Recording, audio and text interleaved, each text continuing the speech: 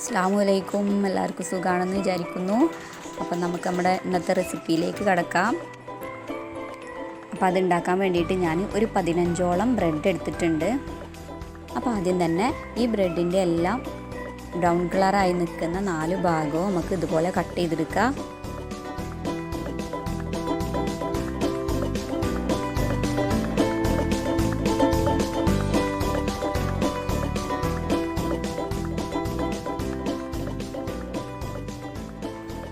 അടുത്തതായി ചെയ്യാൻ പോകുന്നത് നമ്മൾ ഈ കട്ട് ചെയ്ത് വെച്ചിട്ടുള്ള ബ്രൗൺ കളറെല്ലാം ഒന്ന് പൊടിച്ചെടുക്കുക. അപ്പോൾ അത് ജസ്റ്റ് ഒന്ന് അടിച്ചാൽ തന്നെ ഇതുപോലെ നമുക്ക് പൊടിഞ്ഞു കിട്ടും.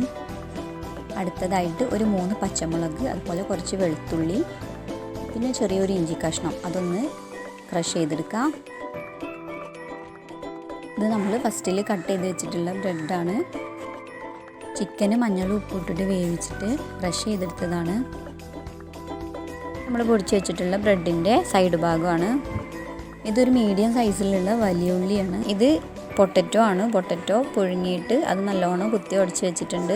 മഞ്ഞൾപ്പൊടി, ഗരം മസാല, വലിയ ജീരകത്തിൻ്റെ പൊടി, ചിക്കൻ മസാല, മുളക് പൊടി ആവശ്യത്തിന്.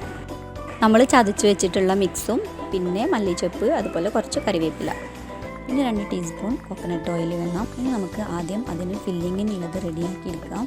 അപ്പോൾ നമുക്ക് അതിന് വേണ്ടിയിട്ട് ചട്ടിയിലേക്ക് എണ്ണ ഒഴിച്ചു കൊടുക്കാം. ഫസ്റ്റായിട്ട് ആഡ് ചെയ്ത് കൊടുക്കുന്നത് വലിയ ഉള്ളിയാണ്.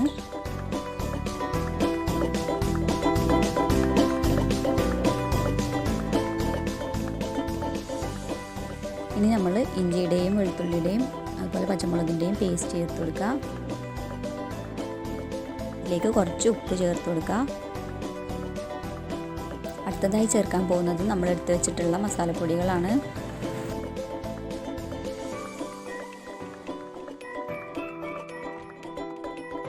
ഇനി അതുപോലെ മല്ലിയുടെ ഇലയും അതുപോലെ കറിവേപ്പിലയും കൂടി ചേർക്കാം.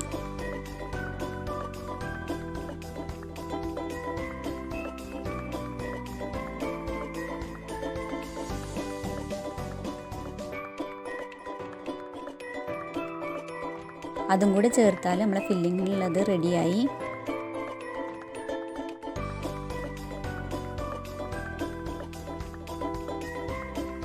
ഇനി അത് നമുക്ക് വേറൊരു പാത്രത്തിലേക്ക് മാറ്റി കൊടുക്കാം. ഇനി വേണ്ടത് 2 കോഴിമുട്ടയാണ്. അതൊന്ന് ജസ്റ്റ് ബീറ്റ് ചെയ്തെടുക്കാം. ഇപ്പോൾ നമുക്ക് വേണ്ട എല്ലാ ഇൻഗ്രീഡിയൻസും റെഡിയായി. ഇനി ഇത് ഇങ്ങനെ തയ്യാറാക്കി എടുക്കാൻ നോക്കാം. അപ്പോൾ ആദ്യം ഇത് ചെയ്യുന്നത് നമ്മൾ എടുത്ത് വെച്ചിട്ടുള്ള ബ്രെഡ് ഉണ്ട്. ആ ബ്രെഡിനെ ജസ്റ്റ് പച്ചവെള്ളത്തിൽ തന്നെ ഒന്ന് മുക്കിയെടുക്കുക. അധികം നേരം വെക്കരുത്. അങ്ങനെ മുക്കിയെടുത്തിട്ട് നമ്മളെ കൈവെള്ളയിൽ വെച്ചിട്ട് അതിലത്തെ വെള്ളമൊക്കെ ഒന്ന് നല്ലോണം പ്രസ് ചെയ്തിട്ട് കളയണം. ഇനി നമ്മൾ ഉണ്ടാക്കി വെച്ചിട്ടുള്ള ഫില്ലിങ് ഒരു സ്പൂൺ വെച്ചിട്ട് മെല്ലെ അതിൻ്റെ സെൻറ്റർ ഭാഗത്തേക്ക് വെച്ച് കൊടുക്കുക. എന്നിട്ട് ഇതുപോലെ നമുക്ക് ഒന്ന് ഉരുട്ടിയെടുക്കുക. ഇനി അടുത്ത സ്റ്റെപ്പ് എന്ന് പറയുന്നത് നമ്മൾ എഗ്ഗ് ബീറ്റ് ചെയ്ത് വെച്ചിട്ടുണ്ടായിരുന്നു, അതിലേക്ക് ജസ്റ്റ് ഒന്ന് മുക്കി കൊടുക്കുക. പിന്നെ നമ്മൾ ബ്രെഡിൻ്റെ എഡ്ജൊക്കെ പൊടിച്ച് വെച്ചിട്ടുണ്ടായിരുന്നു, അതിലും കൂടി ഒന്ന് മുക്കിയിട്ടെടുക്കുക. അങ്ങനെ നമുക്ക് എല്ലാ ബ്രെഡിൻ്റെയും ഉള്ളിൽ ഇതേപോലെ ഫില്ല് ചെയ്തിട്ട് നമുക്ക് ബോളുകളാക്കിയിട്ട് ഉണ്ടാക്കിയെടുക്കാം.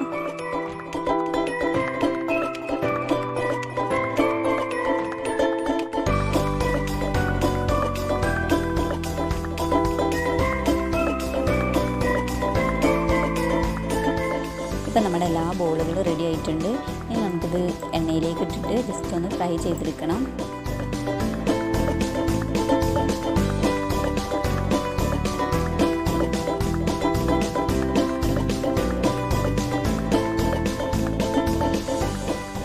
അപ്പോൾ ഇത് ഫ്രൈ ചെയ്തെടുക്കുന്ന സമയത്ത് നല്ലോണം ശ്രദ്ധിക്കണം, കാരണം പെട്ടെന്ന് കരിഞ്ഞു പോകും. അപ്പം ഫ്ലെയിം ഒന്ന് കുറച്ചിട്ട് വേണം ചെയ്യാൻ.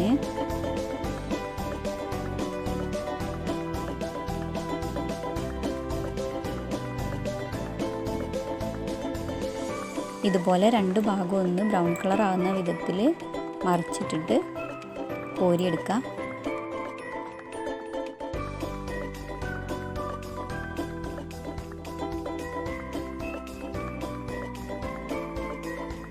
ബാക്കിയുള്ളതും കൂടെ നമുക്കൊന്ന് ഫ്രൈ ചെയ്തെടുക്കാം.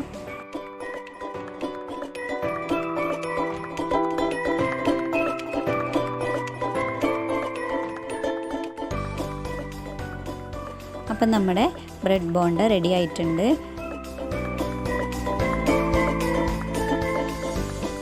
ഇനി അതിൻ്റെ ഉൾഭാഗമൊക്കെ ഒന്ന് ഞാൻ കാണിച്ചു തരാം.